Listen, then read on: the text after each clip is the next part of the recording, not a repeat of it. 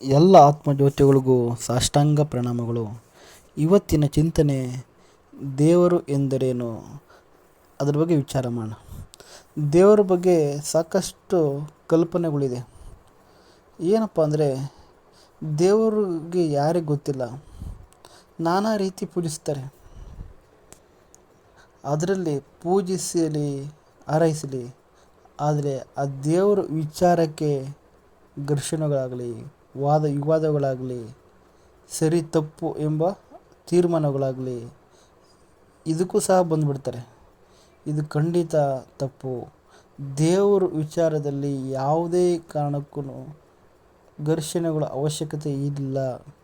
ಕಾರಣ ಇಷ್ಟೇ, ದೇವರು ಅಥವಾ ಭಗವಂತ ಸೃಷ್ಟಿಕರ್ತ ಅಂತ ನಾವು ಏನು ಹೇಳ್ತೀವೋ ಅವನನ್ನು ನೀವು ಯಾವುದೇ ರೀತಿಯಲ್ಲಿ ಪೂಜಿಸಲಿ, ಯಾವ ಧರ್ಮದವರು ಅವರವರ ನಂಬಿಕೆಗೆ ಅನುಗುಣವಾಗಿ ಪೂಜಿಸಲಿ, ಅದೇ ಅವರವರ ನಂಬಿಕೆಗೆ ಅನುಗುಣವಾಗಿ ಅನುಗ್ರಹ ಸಿಕ್ಕೇ ಸಿಗುತ್ತೆ, ಅನುಗ್ರಹ ಹಾಗೆ ಆಗುತ್ತೆ.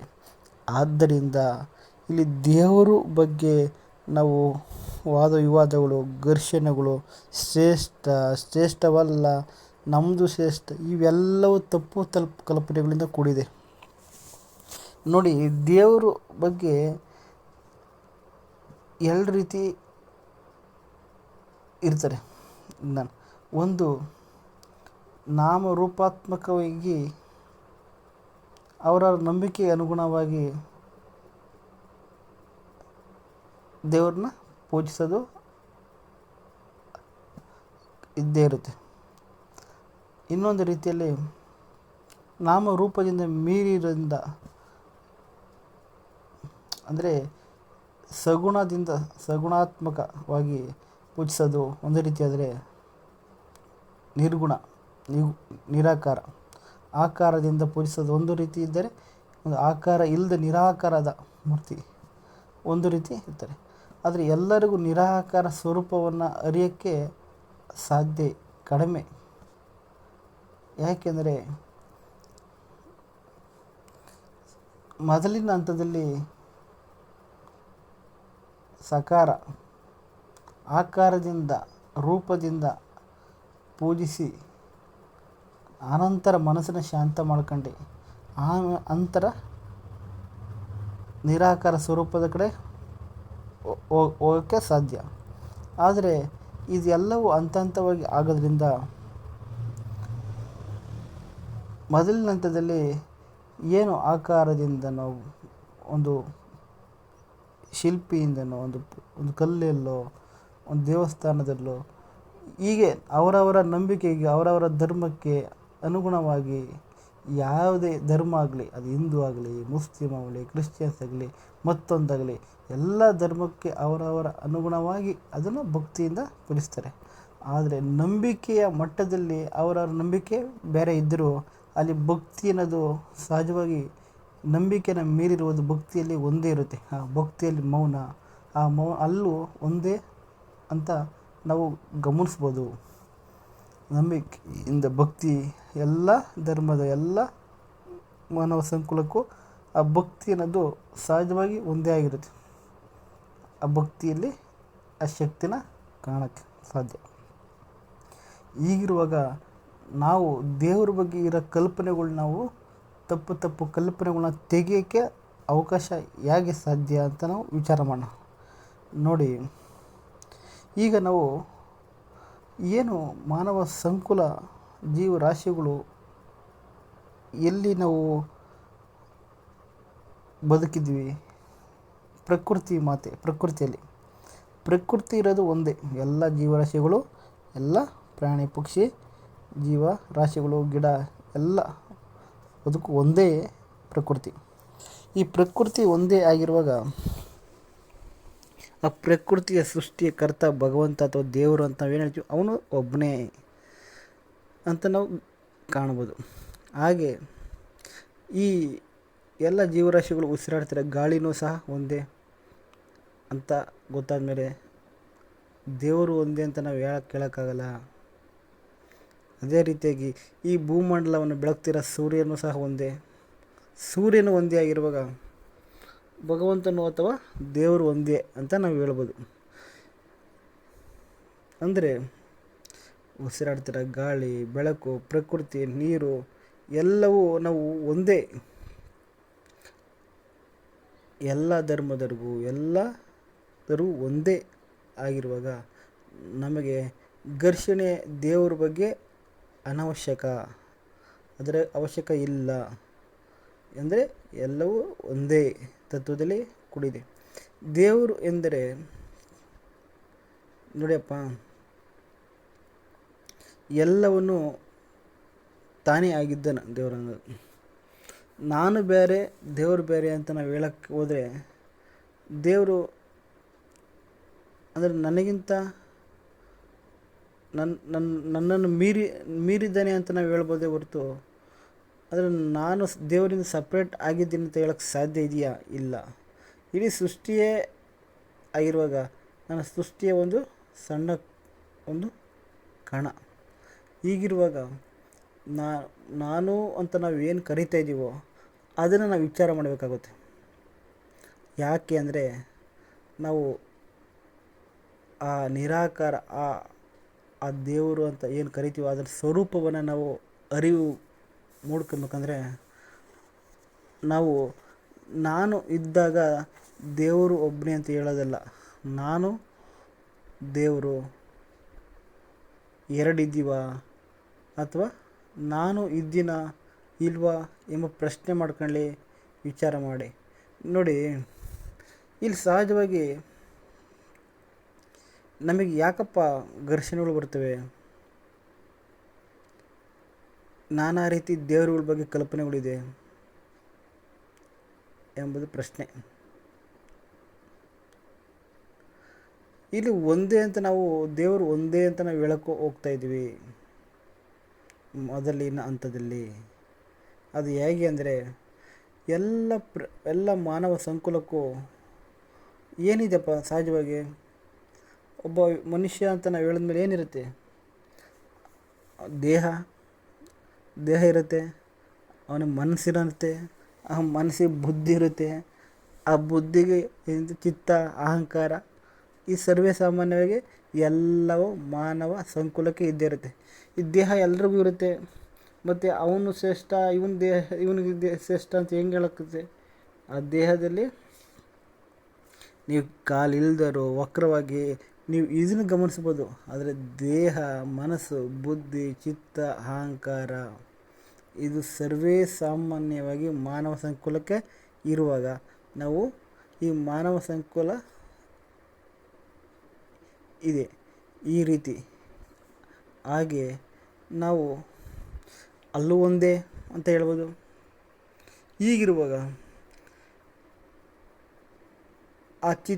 ಅಲ್ಲಿ ನಂಬಿಕೆಗಳು ಬೇರೆ ಬೇರೆ ಅಂತ ಹೇಳ್ಬೋದು. ಯಾಕೆ? ಆ ಚಿತ್ತದಲ್ಲಿ ಅವರವರ ವಾಸನೆಗೆ ತಕ್ಕಂಗೆ ನಂಬಿಕೆಗಳು ಬೇರೆ ಬೇರೆ ಬರ್ಬೋದು. ಆ ನಂಬಿಕೆಗಳ ತಕ್ಕಂಗೆ ಪೂಜಿಸ್ಬೋದು ದೇವರು. ಆದರೆ ತಪ್ಪಲ್ಲ, ಅದು ಒಳ್ಳೆಯದೇ. ಅವರ ನಂಬಿಕೆ ತಕ್ಕಂಗೆ ಪೂಜಿಸಲಿ. ಆದರೆ ನಾವು ಇಲ್ಲಿ ನಿಜವಾಗ್ಲೂ ನಂಬಿಕೆಯಿಂದ ಇರೋ ಭಕ್ತಿನ ಗಮನಿಸಿದಾಗ ಆ ಭಕ್ತಿಯೆಲ್ಲರೂ ಒಂದೇ ಅಂತ ತಿಳಿಬೋದು. ಎಲ್ಲವೂ ಭಕ್ತಿಯಲ್ಲಿ ಯಾವ ಭೇದಗಳು ಇಲ್ಲವೇ ಇಲ್ಲ. ಹೀಗಿರುವಾಗ ಅದು ಒಂದೇ ಅಂತ ನಮಗೆ ಅನುಭವ ಆಯಿತು. ಈಗ ನಾವು ದೇವರು ಬೇರೆ ನಾನು ಬೇರೆ ಅಂತ ನಾವು ಏನು ಹೇಳಿದ್ವಲ್ಲ, ಅದು ಖಂಡಿತವಲ್ಲೂ ನಾನು ಏನು ಅಂತ ನಾವು ವಿಚಾರ ಮಾಡಬೇಕು ಮೊದಲು. ಹೌದು, ನಾನು ಅಂದರೆ ಏನು? ಅಲ್ಲಿ ಅಹಂಕಾರ ಬಂದವು. ಅಲ್ಲಿ ಮನಸ್ಸು, ಬುದ್ಧಿ, ಚಿತ್ತ, ಅಹಂಕಾರನ ಬೆಳಗ್ಸ್ತಿರೋ ಸಾಕ್ಷಿ ಇದೆಯಾ? ಗಮನಿಸ್ತಿರೋ ಸಾಕ್ಷಿ ಇದೆಯಾ? ಆ ಚೈತನ್ಯ ಅಥವಾ ಅರಿವು, ಆ ಸಾಕ್ಷಿಯಾದ ಅರಿವು ಬಗ್ಗೆ ನಾವು ಗಮನ ಕೊಟ್ಟಾಗ, ಆ ಅರಿವು ನಾನು ಅಂತ ಗೊತ್ತಾದಾಗ ಆಗೇನಾಗುತ್ತೆ? ಆ ಅರಿವಿನಲ್ಲಿ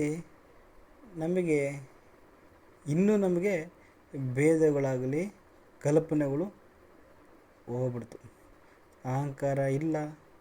ಅಲ್ಲಿ ಎಲ್ಲವೂ, ಎಲ್ಲ ಮಾನವ ಸಂಕುಲ, ಎಲ್ಲ ಪ್ರಕೃತಿಗೆ ಒಂದೇ ಸಾಕ್ಷಿ, ಒಂದೇ ಅರಿವು ಅಂತ ಗೊತ್ತಾಯಿತು. ಆ ಸಾಕ್ಷಿ ಅರಿವು ಎಲ್ಲವೂ ಒಂದೇ ಅಂತ ಗೊತ್ತಾದಾಗ ಆ ಅರಿವಿನಲ್ಲೇ ಈ ಜಗತ್ತು, ಪ್ರಕೃತಿ, ಸೃಷ್ಟಿ, ಸ್ಥಿತಿ, ಸಂಹಾರ ಏನು ಕರಿತೀವೋ ಅಲ್ಲೇ ಅದರಲ್ಲೇ ಆಗ್ತೈತೆ ಅಂತ ಗೊತ್ತಾಗೋಯ್ತು.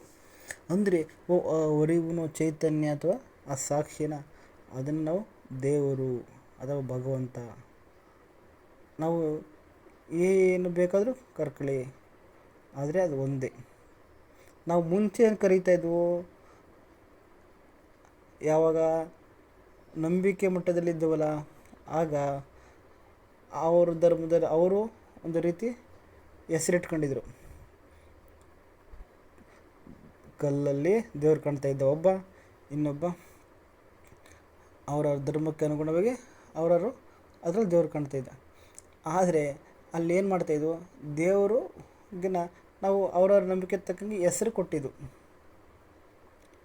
ಅವರವ್ರ ನಂಬಿಕೆ ತಕ್ಕಂಗೆ ಹೆಸರುಗಳು ಇದ್ದವು, ಹಾಗೆ ನಂಬಿಕೆಯಿಂದ ಕರೀತಾಯಿದ್ರು. ಆದರೆ ಅವರು ದೇವರ ಬಗ್ಗೆ ಯಾವುದೇ ಹೆಸರುಗಳು ಕೊಡಲಿ, ಏನೇ ಕೊಡಲಿ, ಅಲ್ಲಿ ಒಂದೇ ಅಂತ ನಮಗೆ ಗೊತ್ತಾಗಿದ್ದು ಯಾವಾಗ, ಸಾಕ್ಷಿಯಾದ ಅರಿವು ನಲ್ಲಿ ಎಲ್ಲವೂ ಬೆಳಗ್ತಾ ಇರುವಾಗ, ಅಲ್ಲಿ ನೀವು ಅದನ್ನು ದೇವರು ಅಥವಾ ಸೃಷ್ಟಿಕರ್ತ ಅಥವಾ ಬ್ರಹ್ಮ ಅಥವಾ ಅದನ್ನು ಯಾವ ಹೆಸರಿಂದ ಕರೆದ್ರೂ ಏನೂ ತಪ್ಪಿಲ್ಲ.